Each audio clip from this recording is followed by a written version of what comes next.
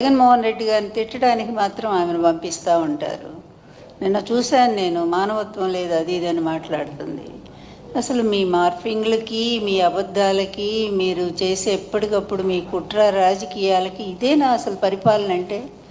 చంద్రబాబు, ఇదేనా నువ్వు ఏదో 40 ఏళ్ళ ఇండస్ట్రీ అని చెప్పుకునే గొప్ప రాజకీయ జీవితం? నీ కొడుకుని తీసుకొచ్చి ఒక షాడో ముఖ్యమంత్రి వాడు ఈరోజు, నువ్వేమి లేవు, నువ్వు ఒక అసమర్థుల్లాగా మూలబడి ఉన్నావు. అదేవిధంగా నీ కొడుకు ఇష్టం వచ్చినట్టు, వాడికేమీ తెలియదు, ఓనమాలు కూడా రావు రాజకీయాల్లో.